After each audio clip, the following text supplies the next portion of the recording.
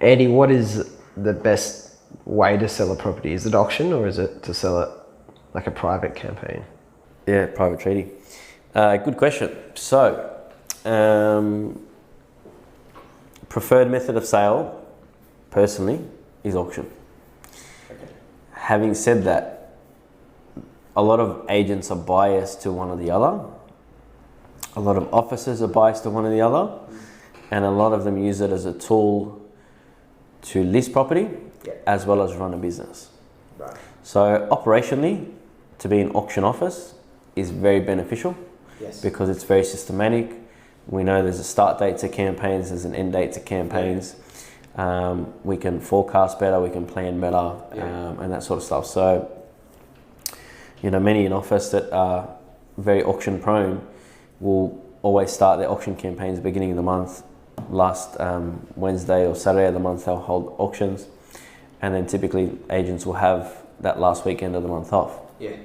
So from a business perspective, operationally, auction has a lot of advantages. But I'm not really here to talk about the business sort of advantages. Like what's kind of better. Let's talk about who's selling and in terms which of one do they want. Yeah, we'll talk about in terms of the customer. So, in my honest opinion, I believe that there is a lot of pros to an auction campaign. I believe that you will reduce your days on market. I do believe there is a better opportunity to increase competition throughout an auction campaign. Yeah. But having said that, I'm one to always look at the facts and the figures and the statistics. So typically auctions do very well when auction clearance rates are up, right? So a lot of people also don't realize that they need to dig a little bit deeper when they look at that sort of statistics. So for example, at the moment in Sydney, auction clearance rates are quite high, right? But when we're going to list a property, I think it's very important to look at the statistics of that property in that marketplace, because you're not selling your house in Sydney. So you can't look at the Sydney auction clearance rates to gauge whether you're going to go to auction or not. You need to look at the statistics within that particular marketplace where that property is going to be competing, so that you can then prescribe and diagnose the right scenario. Very much like, you go to a doctor to work out what's wrong with you, or you go to a mechanic to fix your car. A good real estate agent should look at the statistics, be able to demonstrate which process is better. What a lot of people fail to also realize is that there are a lot of similarities between the two campaigns. So a lot of people have this perception that it's more expensive to hold an auction campaign. But the reality is that the only difference from a monetary side is the actual auctioneer's fee. The marketing, the way that the campaigns run, the photography, all the advertising expenses should be identical. So what do the auction fees kind of range from? Yeah, so look, I guess your premium auctioneers, like your guys that are on the block and that sort of stuff, will probably command a big fee, like $1,000 or $1,200 up to $1,500 for an auctioneer's fee. Okay. But the average fee in Sydney is probably sort of somewhere in that $600 to $800 range, which I think is quite fair. But I guess there are some other advantages that I like to sort of push when it comes to auction, is that you have the opportunity to secure an unconditional sale throughout the campaign. So for example, if I have a market on the home and I sell it to someone in a private treaty campaign, then there's a cooling off period, and that cooling off period can be extended, and it can be extended again. And there's a lot of uncertainty, which means there's a lot of undue stress on the seller. And that cooling off period, for people to understand, is time where the buyer can basically pull out. So, and the last thing you want to do is take a home to market, spend all the money on marketing, spend money on styling it, ride that vibe at the beginning, because everyone knows that the best part of a campaign is right at the beginning. Once the momentum and that sort of new fuzzy feeling wears off on that campaign, it's hard to revive a campaign. And the last thing you want to do is sell it to someone who can't get finance. It falls over, the buyer pulls out, and you're back at square one, but you've rode this wave of momentum, you've come crashing down, and it's very hard to gain the same sort of momentum on the campaign once you're on the back foot.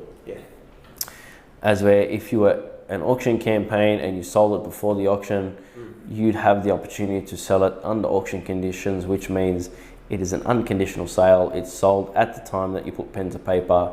The buyer cannot pull out. Yeah. And I think that's one of the biggest advantages with the auction campaign. Definitely. I mean, you're sending a message to someone bidding at auction that come ready to buy the property. Yeah. Come ready to buy this property. Like people can play around so much in that cooling off period. I've seen plenty of people negotiate you lower on price, and the seller kind of falls for it because they're desperate and they need to get the sale across, and they've come this far, so then they drop, they play, I've actually found this other property. They can keep you on there is a lot of, doesn't always happen obviously, it's not that common necessarily, but there is room to still play with you, and smart buyers really know how to make the most of a cooling off period. Absolutely. And a lot of people will say that, there's better ability to control the campaign in private treaty and better ability to negotiate the sale and all that sort of stuff. And the reality is you can do it in both campaigns. Like a good agent should be protecting your price, right? Which means you should be setting a reserve with him to protect the price that you want to achieve. Yeah. A poor agent will actually try and negotiate the reserve with you so they can get a deal done. Yeah. Right? But a good agent that can actually influence the sale price and actually negotiate you a really good price is going to always be the one that's defending your price. And you can do that whether it's private treaty or an auction campaign. Yeah. It's very, very simple. If you fail to meet the reserve on the day, we can negotiate with the highest bidders. And quite often you're going to get a deal done on the auction floor under auction conditions same day. And I know, look, there's a lot of people that will also say that auction buyers are only the ones that are already finance approved and cash buyers and that sort of stuff, so you're actually segmenting part of the market and locking them out from the campaign. Whilst there is some truth to that, the truth is you only need one buyer to buy a home.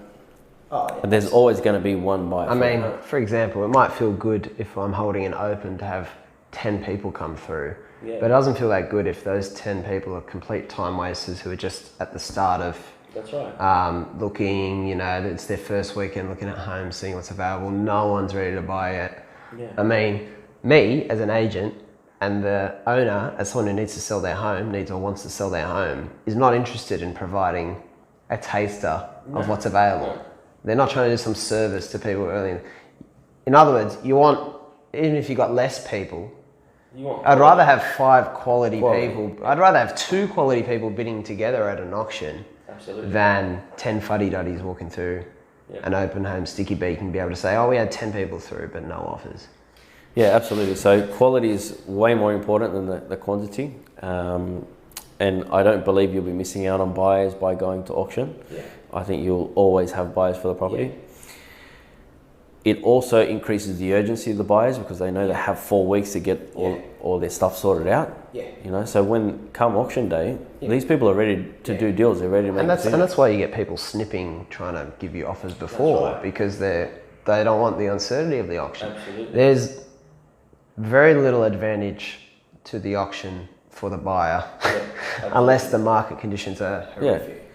So I guess back to the original question is, which way is the best way to sell?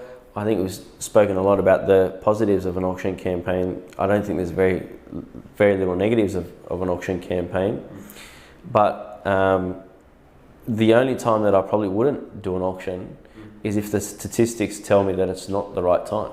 What does that look like? When the clearance rates are quite low, we're talking well under 50%. Under 50%. I think that's the time that you would probably start considering whether it is the right way to sell the home, because going to a one bid auction is not really beneficial to anybody.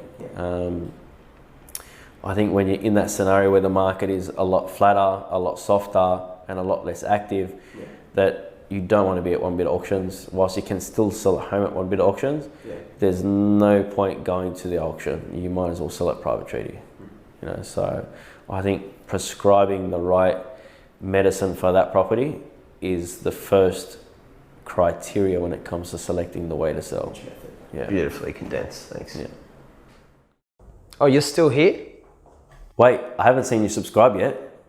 Go ahead and subscribe. Oh, and while you're at it, why don't you follow us on Instagram too? Sound like a good idea? Sounds like a good idea. See you soon.